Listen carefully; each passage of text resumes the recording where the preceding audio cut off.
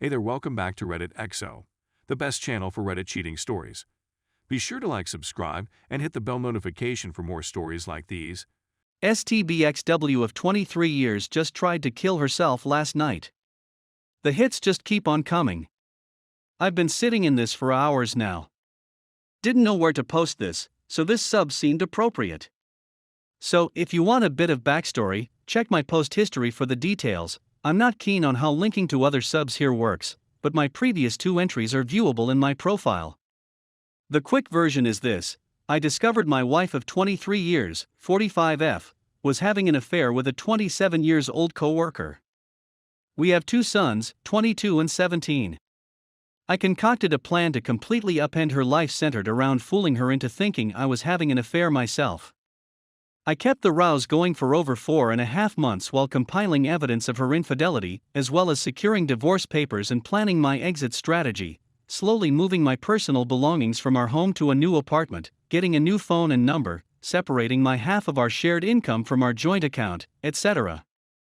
On December 16, 2020, I gathered every bit of proof of her affair I'd compiled, printed it all out from start to that week, filed it all into 14 binders, packed 11 into gift-wrapped boxes, and mailed them all out to the most important people in her life, as well as her HR department with an ETA between 12/22 12/24/20. On Christmas Eve, while she slept, I took one of the remaining 3 binders, and did the same, only this one I taped the divorce notice to the inside cover, and left it on my side of the bed, which mind you she'd had her lover in a number of times, along with my old phone and my lawyer's business card, and shadow ghosted her. Over the next 4 days her life completely imploded. Her family pretty much excommunicated her. Her friends, the ones who didn't know of the affair, ostracized, and my own mother took her to task, calling her the most scathing and vile things you could possibly think of. Her and her lover were also placed on administrative leave and eventually fired. Last week we had our divorce hearing, and settled on a legal separation into uncontested divorce, with a few provisions in place for transitional income since she's now unemployed. I'm to pay out the price for the utilities, $653 a month, until either she finds gainful employment, or upwards to 1 year after the date of the divorce's finalization, which is expected to be 3 months from now. She keeps the house, her car, and her half of the shared assets. I keep my half of the assets, my vehicles, car, motorcycle and boat, and my vacation property, cabin in the Poconos. After the hearing, we had one final exchange where she tried to explain away her infidelity and begged me to give her a second chance after the divorce is finalized. I of course said no, gave her some choice words and walked away from her forever. This brings us to last night. As only my closest friends, 2 sons, older sister and mother have my new contact info, and I've completely blocked my STBXW on all social outlets. She has had no means of reaching me since I left her Christmas Eve, but some our mutual friends still do. Last night I'm hanging out in my apartment and I get a voice call notification on Messenger from one of said friends, one of the few who hadn't abandoned her following me outing her affair. She didn't waste any time when I answered, and said she had went to check on Sue, the STBXW, and found her passed out in the bedroom, foaming out of the found with 2 bottles of empty pills next to her. She's in the ICU in critical but stable condition. The doctor said that she will likely pull through, she's clearly not going to be well after. She begged and pleaded for me to come. Her parents and 2 of her sisters were also there at the hospital. My guess is they were notified after the hospital attempted to notify me, but Sue would still have my old hashtag as her emergency contact. I simply told her no. Sue's not my problem anymore, and she clearly decided she wanted to take the easy way out rather than deal with the shame and agony of the 23-year marriage she blew up. I then told her friend that if Sue's family were there, they can help her sort out the pieces, but as far as Sue and I are concerned, there is no Sue and I anymore. I then ended the call. I've had a few hours to sleep on it, and my sons called me this morning asking if I knew. I told them yes, but I also let both of them know that if they want to be there and supportive of their mother, I will not hold it against them or judge them for it. She is their mother after all. But I myself wash my hands of her and care little to nothing about what she does for or to herself anymore. They were both a little taken back by this, but respected my stance. However, now that the news has broke about her suicide attempt, many of those friends who dropped her are all starting to surface again, and saying I need to be there for her. That even despite what she did to me, I need to support her in her time of need.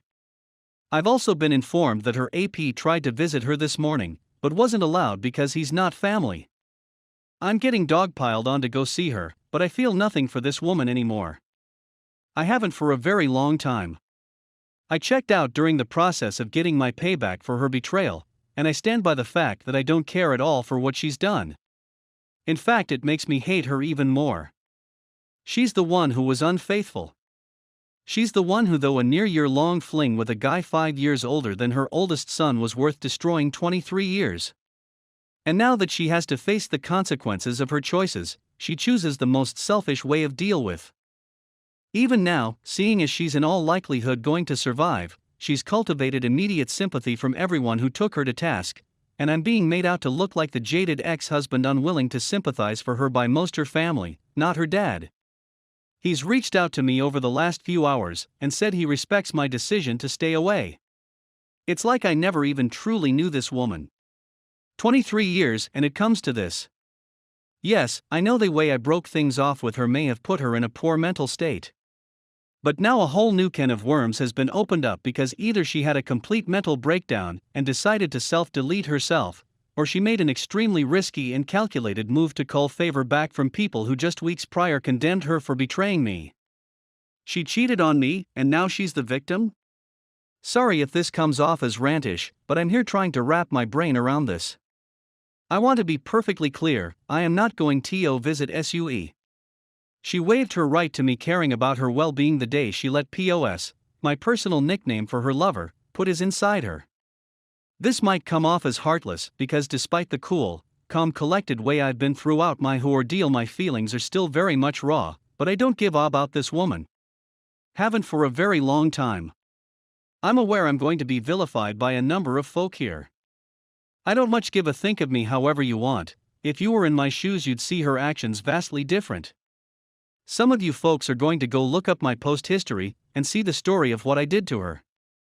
And you're going to draw the conclusion that her suicide attempt was my fault. That me tormenting her for all of those months, fooling her into thinking I was cheating on her, while she actively cheated on me, then destroying her socially and professionally as a result, was the catalyst for her meltdown. Maybe it was. Maybe I am heartless sociopath. But as Arthur Fleck so famously said, you get what you deserve. I gave this woman half of my life and did absolutely everything to be the best possible husband she could ever have. By her own admission, I had no bearing in her decision to step outside of our marriage. She did it for her. Her selfishness knows no bounds, and I am glad to be rid of her.